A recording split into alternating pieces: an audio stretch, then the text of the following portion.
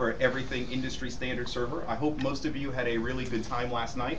So what we're going to do this morning is a couple of things, and I'll quickly flash up the agenda. First of all, as you can probably imagine from the first slide, my name is Jim Ganthier, and I had the pleasure of meeting several of you last night at dinner. What we're going to do this morning is basically do two things. We're going to do a bridge to what you heard yesterday, and I'm going to help you transpose that not only to what you saw from the Dallas Cowboys folks and Bill, but equally as important, give you a feel for what are some of the things that enabled what you saw yesterday, some of the key differentiation, some of the real innovations, and to some extent, some of the things that really separate HP from everybody else out there.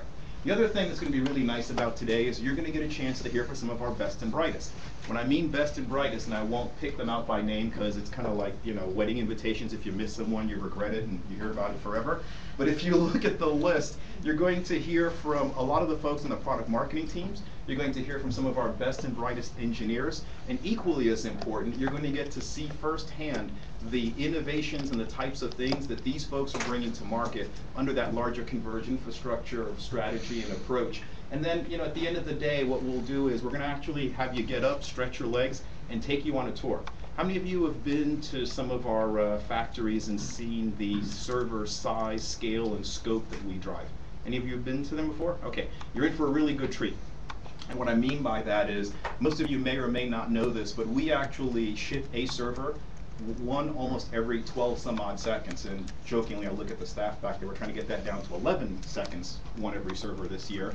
But the net is, we're going to take you down there and not only be able to see what we do in terms of our servers, our storage, our networking, and our solutions, but equally as important, when we take all of those together and we put them at a hyper scale and a hyper speed type of scale, that's what we refer to as our pods, or performance optimized data centers. So I'm not going to get into each of the technology areas because you actually have some of the best folks in the industry to talk about them, but I do want to do the overarching, set the table, what will you see, more importantly, kind of help you bridge the comprehension between what Bill talked about as the end result yesterday and some of the true underlying innovations that allow us to do that. Does that kind of make sense so far? By the way, this is meant to be a conversation. It is not a speech nor soliloquy.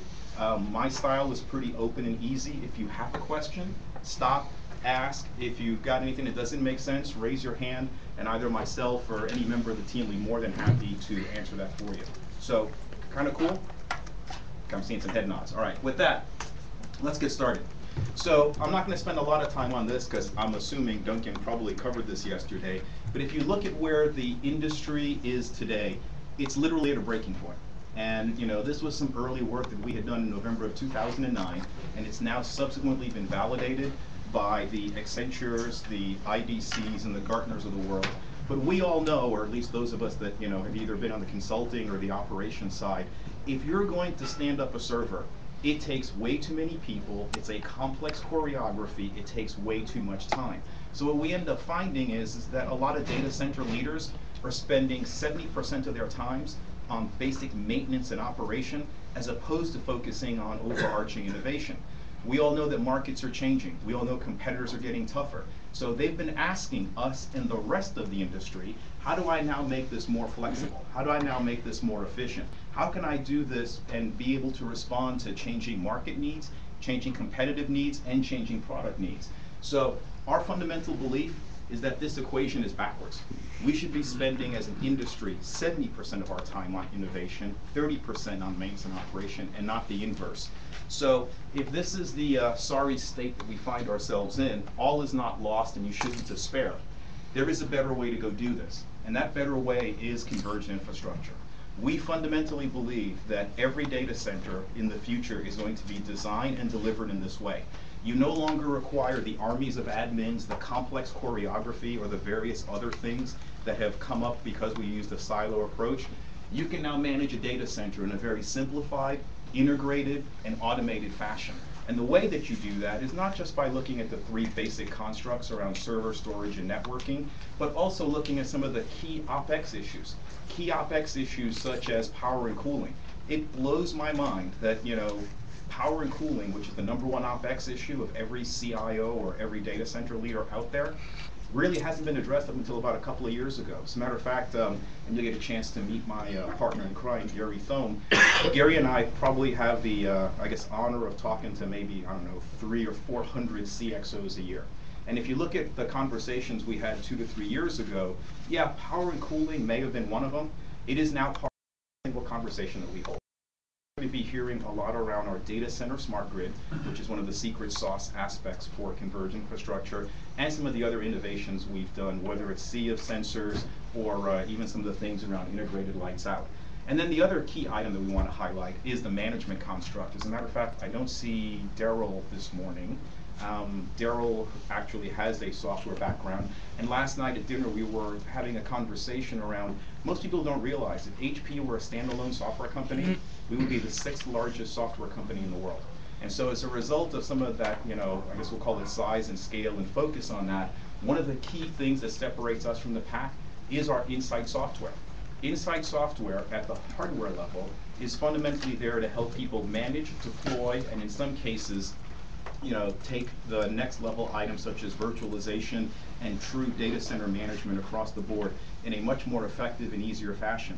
When you take that innovation at the platform level and you pair that with some of the great assets that are coming out of the HP software team, whether it happens to be our cloud services assets or in some cases even the heterogeneous management, those are the kind of things that separate HP from the pack and, in essence, why customers are quickly voting for us. So, for the rest of the day, anything that you see, whether it comes from the enterprise server storage and networking team, which just translate that code, happens to be our SWD organization, our networking organization, HP Networking, our business critical systems group, which is BCS, or industry standard servers, we're all approaching this with a common construct, we're all approaching with a common goal, and that is to deliver the converged infrastructure.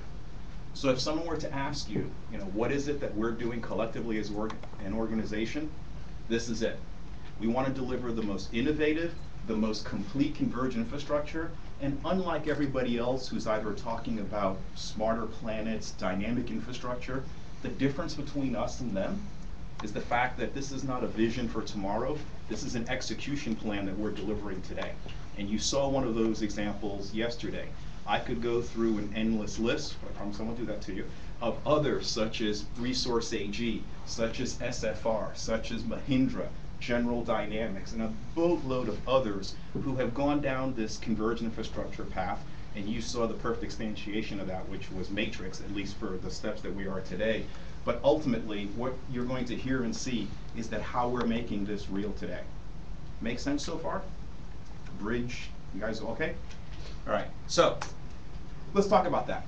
One of the fundamental Lego blocks in order to deliver the converged infrastructure happens to be the things that are done in this building. There's roughly 1,800 people who wake up every morning trying to figure out how to go deliver on that and do that in an industry differentiated fashion with the kinds of quants that nobody else can touch. So if you look at what are the 3 areas that they focus to go drive efficiencies on, they happen to be around energy.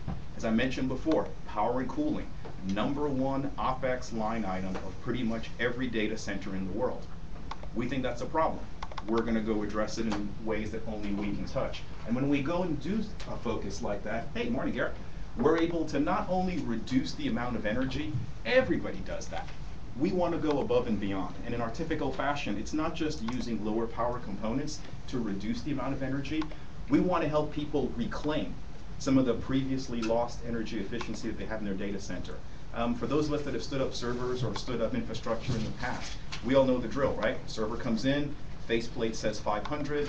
I know if I blow a circuit breaker, somebody in the industrial engineering have things like integrated lights out, which you'll sometimes hear called ILO. Because we have things such as sea of sensors, before I go any further, most of you know what sea of sensors are? I should have brought a touchy-feely with me, but if you look at any Proliant server, there's something on the order of 30 to 40-ish sensors on that platform.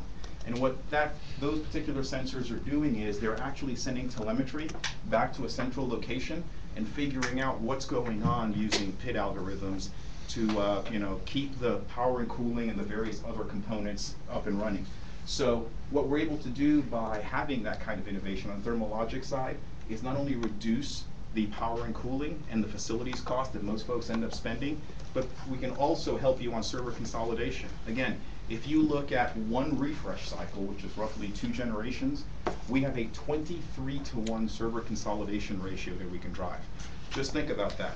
23 former servers, you can now have the same compute firepower and power and cooling that used to be in 23, reduced down to 1 and not lose any performance as a result. So when we talk about the innovations, these are the kind of innovations that HP is doing. These are the kind of things that you'll be hearing about today from the rest of the team. And equally as important, we want you to walk away with, nobody else can pull this together. Unlike other organizations, we didn't, sell off our server, or we didn't sell off our storage organization. We didn't, transpose our networking group to some JV. All of these are assets that are within the HP walls. One of the beauties and fun things that Gary and I get to do is actually go talk to our peers who have a lot of their own really smart people. And what was your analogy? We use like a shopping cart. I'll take this technology, I'll take this technology, and we can actually bring these together as one unified whole. And that's what allows us to drive this level of innovation, this level of differentiation that you can't get from anybody else. Making sense so far? Okay, see a lot of nodding heads, cool. So let's now switch over a little bit. And I know it's early in the morning, so I'm going to purposely play a little game with you. If you were to look at this slide, and by the way, ISS stands for Industry Standard Servers, what is the one thing that industry standard servers have in common with all of the corporate logos that you see on this slide? And Duncan and Calvin, you guys can't answer. Do we want to guess? Jeff, what do you think it is? I have been focusing on getting this stream up, so. Oh, no, okay. What do you think it is? Okay, I'll throw you a lifeline. Every single one of those logos are companies that are somewhere between 12 to 14 billion. If industry standard servers was a standalone group or a standalone profit and loss center, we would be the equivalent of any one of these corporations. So when you talk about our ability to drive size, scale, and in some cases use that as a competitive advantage, these are the kind of things that we can pull off. But let's actually get into what we've been doing. That's a really nice analogy. But if you look at convergent infrastructure, you look at what the team has pulled off in the last couple of quarters, just last quarter alone, we were able to deliver innovations that nobody else in the industry can touch. Innovations such as what we've done with our integrated lights out. You would think as the best-selling type of controller on the world's best-selling server, we kind of go, oh yeah, that's okay, we'll just keep doing the same thing over and over again. As a bunch of professional malcontents, we went in there and decided to not only rapidly accelerate its capabilities, but we went in there and added additional functionality. Let me tell you what that means from a server admin perspective. We all know that right now data centers are being stood up all over the world. So you could be an admin in Palo Alto who has server assets, storage assets, and networking assets in Paris, Peoria, or even Paraguay. The problem is that if something goes south, you don't want to get on airplanes to go fly and go take care of them. So with integrated lights out, what we're able to do is give those server admins the capability of not only being able to load software at the site that they're at as if they were standing. If the server actually goes down, they can reach into that server and figure out what it was executing before it went down and attempt to do some patches. And in some cases, again, you may not be a security expert, you may not be a patch expert, you may not be an app expert. With our new integrated lights out, you can actually conference in those experts, look at all of the servers, look at the ones that are having issues, do the upgrades, do the patches, and do that in a very collaborative fashion. That's what we were able to do second half of last year. The second one we talked about was this whole larger idea around scale-up servers. There's a new category of servers that even the industry, I say industry, the industry analysts are starting to agree to. In the past, if you wanted to run the world's most data-intensive type applications, data-intensive applications such as let's say oil and gas virtualization, astrophysics calculations, those are traditionally done on mainframes. Well, x86 is getting to the point where it's good enough. Again, back to the beauty of we have some wonderful peers in our business critical group. The business critical group powers 75% of the world's financial transactions, probably 200 of the world's biggest financial trading exchanges and platforms, and in some cases runs roughly 85% of the 911 systems in the world.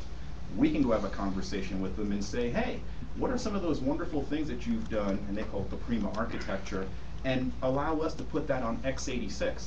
And take some of the x86 size, scale, and cost effectiveness while still being able to deliver on those massive data workloads. That's what we're able to do, and when you take that collective intelligence, we can not only do that in terms of a performance and a dollar perspective, but we can also do that with a 30-day ROI, which is unheard of in the industry.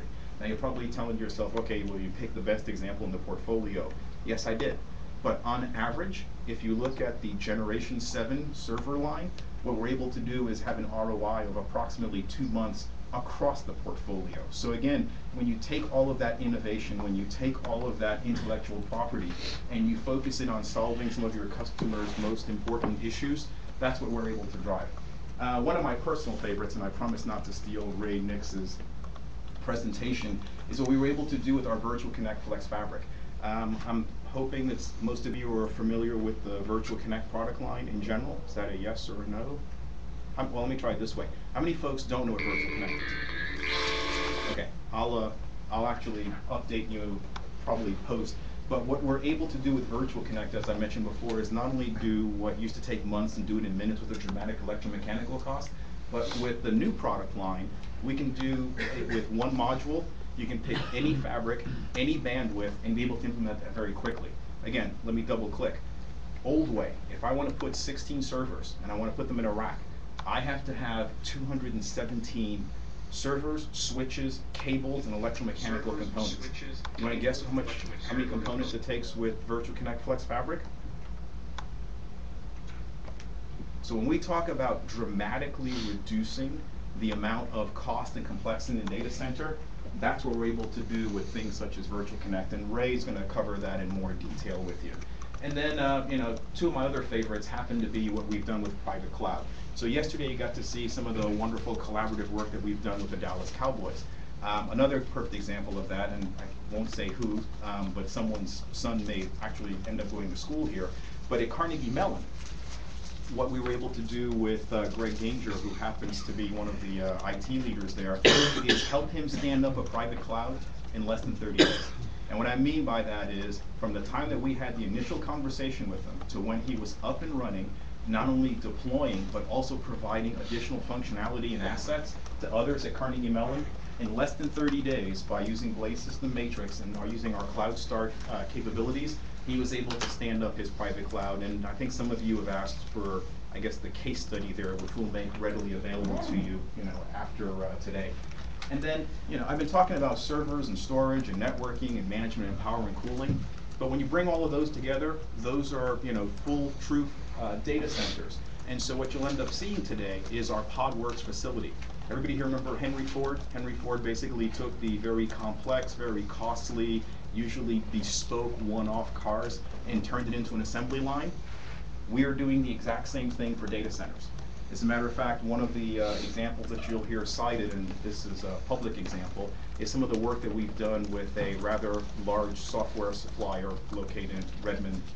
And what we were able to do for them, smiling, what we were able to do for them was they came to us with a massive amount of additional compute, storage, and networking needs.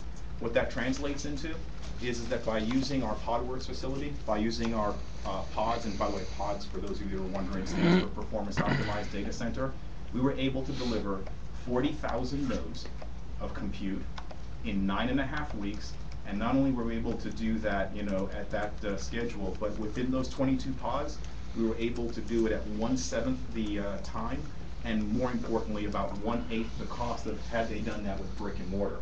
So when you take all of that innovation, when you take all of the things that we've been doing over the last 2 or 3 quarters, that's the reason why when you look at the industry standard server organization, we were able to drive that $12 billion in revenue, which you saw with the corporate logos. The fact that we have 40% market share, and that we've been #1 not only in a particular region, but all regions around the world.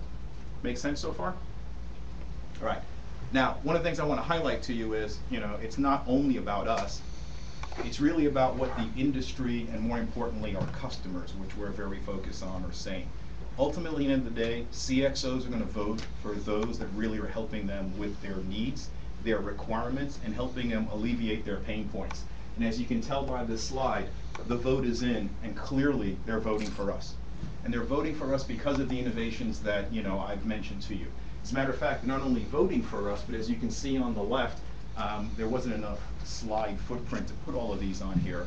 Clearly some examples of your peers in the industry have looked at the various types of offerings, have looked at the competitive types of data, and as you can tell, they're also voting. So whether it's looking at the ML family, Matrix overall, the world's best-selling server, which is the DL380, or even looking at larger concepts such as virtualization, CXOs are clearly voting for the innovation that you're seeing within converged infrastructure, the innovation that you're seeing within the industry standard server group, the 3 pillars of Insight Control, Virtual Connect.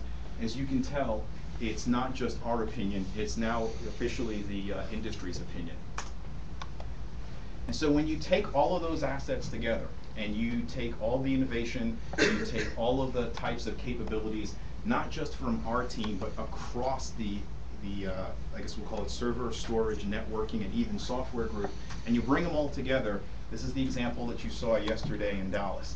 What we're able to do here is not only take extremely complex infrastructure, but give you the capability of provisioning it very quickly, and not only being able to provision it first time that it stands up, but every single time that you need to do an add, a move, a change, or replace, you're not obligated to go through that same complex choreography as you would have had to do with everybody else's offerings.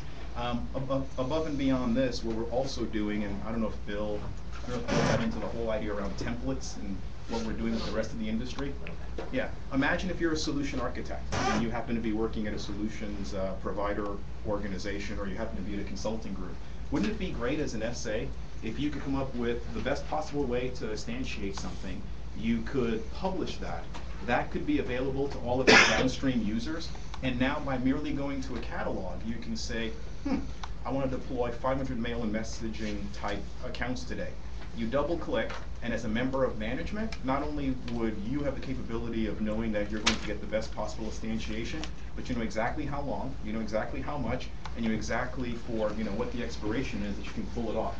That's the kind of functionality that we've been able to put into Matrix. And it's not just that we're doing it. With our operating environment, we're also working with folks such as Microsoft, folks such as VMware, folks such as Citrix, Red Hat, and I could just keep going down to the list, to make these templates available to the industry. So again, we're not interested in just basically taking standard innovation to the next level. We're looking to dramatically change that. And what we want to end up is give our customers the ability to instantly adjust to whatever dynamic business needs that they're looking at. And when you take a bunch of matrices and you start looking at that at the data center level, this is what John Mermeal and members of his team are going to talk to you about. We're going to be able to put these together into performance optimized data centers. Imagine having the capability to just be able to add water, be able to add power and network, and you have an instant data center. As a matter of fact, if you look behind that glass, that's a mini data center.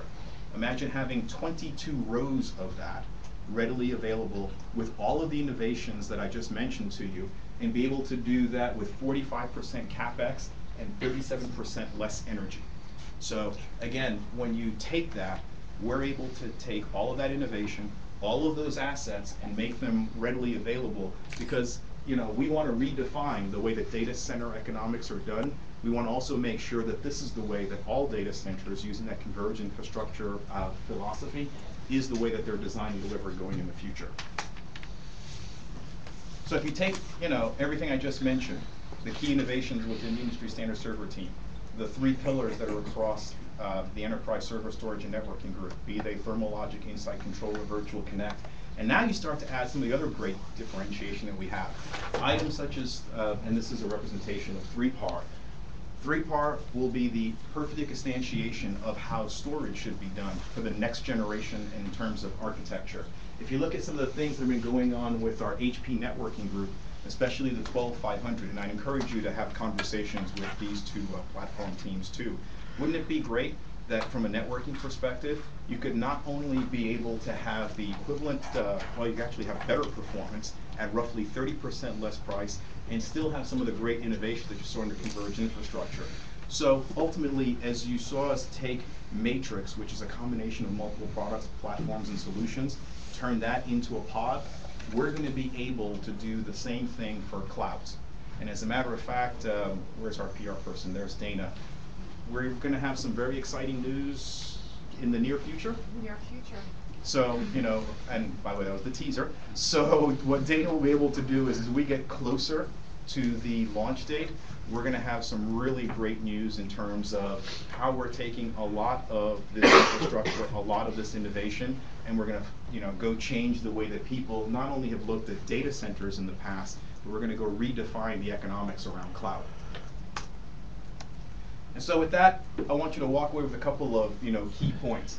The first one is we believe that the new data centers of the future, as we define them under converged infrastructure, are going to be dramatically simplified, dramatically integrated, and absolutely automated.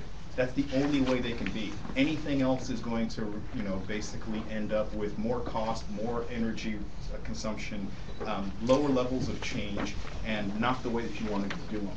The second is, unlike a lot of others, we're delivering the data center of the future today. And it's not just the fact that we're delivering the data center of the future today, we're also delivering the future of cloud infrastructure, and we're doing that beyond what any of the competitors can do.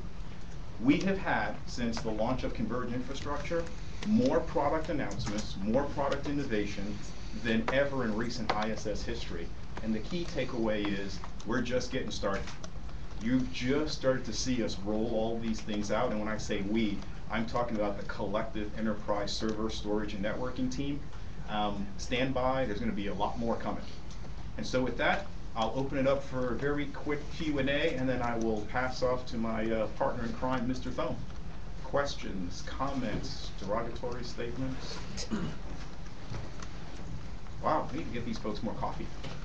I think we're going to. So. Oh, we are, okay. All right, first of all, let me try this. Did this make sense? Yes. Okay, it did make sense, good. Yeah. Any, you know, what are your thoughts in terms of how HP is doing compared to others?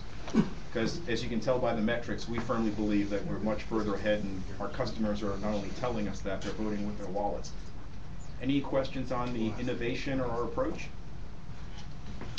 Okay, well with that, what I'd like to do is transfer over to Gary and have Gary talk